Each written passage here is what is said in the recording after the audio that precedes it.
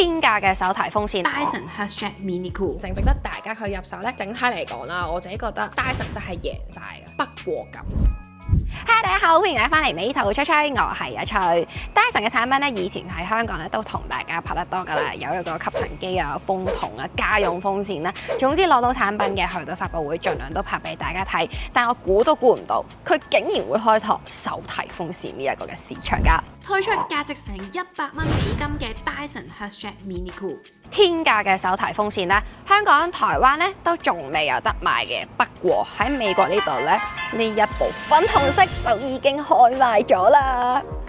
攞上手第一個感覺，佢真係超輕，因為其實佢係得212g嘅啫。大細咧同部 iPhone 差唔多嘅啫，而外形設計咧就好似縮細版嘅 Supersonic R 嘅風筒咁。佢都貫徹咗 Dyson 嘅產品設計同埋技術，例如無線葉嘅設計。HushJet Mini Cool 咧都好似以往出品嘅風扇咁，唔驚捲到頭髮。仲有佢最值錢、最標榜嘅咧，就係佢嘅 HushJet 技術。咁其實喺05年推出嘅 HushJet Purifier Compact 咧 HJ10嗰度咧已經有㗎啦。Dyson 就係吸取咗噴射引擎原理，就話喺呢個底部度用咗蜂巢狀嘅網罩，呢度入風，再經過 HushJet 嘅系統，然後利用埋專利嘅噴嘴設計，咁就可以產生高度集中嘅氣流啦。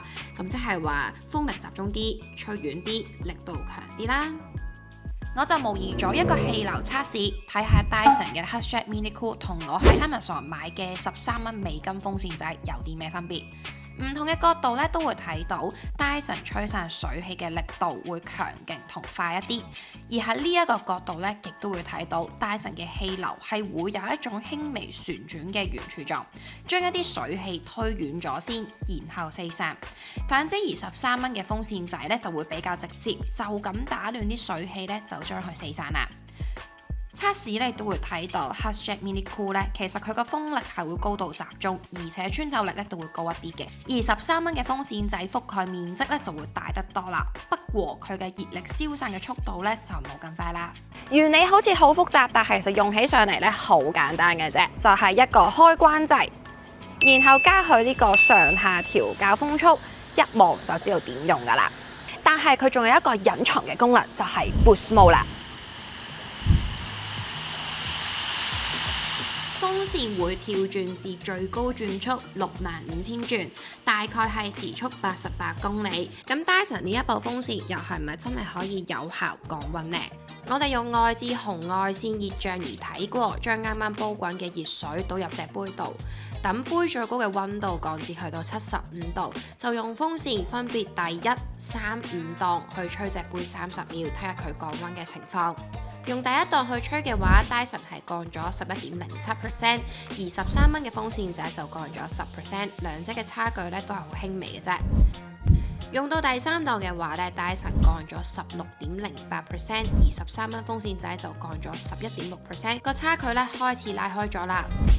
用到第5檔嘅話 ，Dyson 係更加降咗24.8%，杯嘅最高溫度啦，去到得返56.4度，而13蚊嘅風扇仔就淨係降咗15.73%，最高嘅溫度咧依然係維持喺60度以上。而且喺降溫嘅範圍方面睇到，13蚊嘅風扇仔咧淨係集中喺杯頂嘅位置，反而 Dyson 降溫嘅範圍咧已經開始深入去核心嘅位置啦。HushJet 嘅技術咧，同時都標榜住佢將原本好嘈、好亂嘅風咧，令到佢變咗做好靜啦、好純嘅風㗎。咁究竟佢係咪真係咁靜呢？大家聽下咪知咯。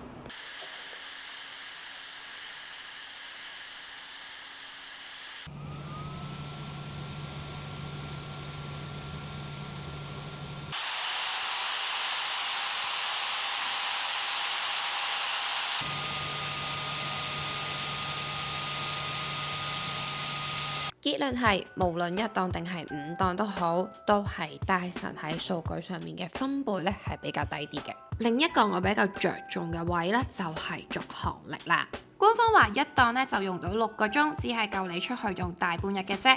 咁如果進擊啲開行嘅 Boost Mode，我就幫大家試過啦，係用到52分鐘㗎，比個預期咧係多好多㗎。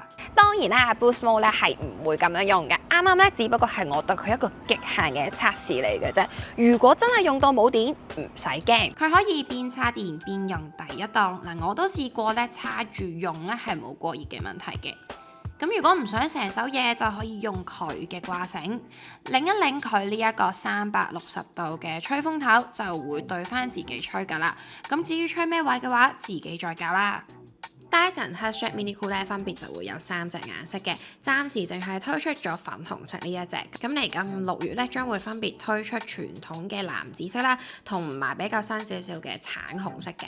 有興趣嘅朋友咧可以揀定要咩色先啦。數據上嚟睇咧，Dyson Headset Mini Cool 嘅表現咧的而且確咧係唔錯㗎，咁又唔嘈啦，而且降溫嘅性能亦都非常之好。咁但係實際用起上嚟咧，我自己睇咁就覺得兩部風扇降溫嘅性能咧其實係差唔多嘅。咁我就極度懷疑，唔知係咪 Dyson 所用嗰個原理咧係比較集中去吹向皮膚某一點，咁而嗰一點咧就會突然之間覺得佢涼咗好多。咁相反咧，平價嘅風扇因為佢個表面面積咧係比較大，有啲似散風嗰個感覺，咁你用嗰陣咧，皮膚接觸到涼風嘅機率咧，亦都會大啲嘅喎，咁我就覺得用起上嚟咧，其實係舒服過用 Dyson 嘅。咁另外一方面咧，就係嗰個聲音啊分貝嗰個問題啦。Dyson 咧好似睇落係靜啲，但係如果你用耳仔去聽嘅話，你會覺得 Dyson 嗰個聲咧係比較尖啲。但係平價風扇咧，可能佢嘈就係喺嗰個摩打上面，喺個分貝錄到佢嘈啲。但係你用起上嚟咧，反而你覺得佢嗰個聲音係比較沉啲、實淨啲，好似聽落咧冇咁嘈嘅。整體嚟講啦，我自己覺得喺性能上面啊、技術上面、外形上面啦，其實咧 Dyson 真係贏晒嘅。不過咁，如果你問我要用7部平價嘅風扇去買一部 Dyson 嘅風扇仔嘅話咧，咁我會揀係買7部平價嘅風扇咯。咁我相信用7部圍住我自己嚟吹，應該涼過就咁用1部嘅。咁但係呢條片咧，其實係一個比較簡單啲啦、貼地少少嘅一個實測嚟嘅啫，再加上我自己個人嘅觀感啦。咁至於佢值唔值呢個價錢，值唔值得大家去入手呢？我建議大家咧真係可以去試下，然後喺下面留言話翻俾我知。咁條片去到呢度啦，中意朋友記得 follow 我嘅 channel 啦 ，subscribe 佢啦，like 我條片啦，share 俾大家朋友睇。咁我哋下條片再見，拜拜。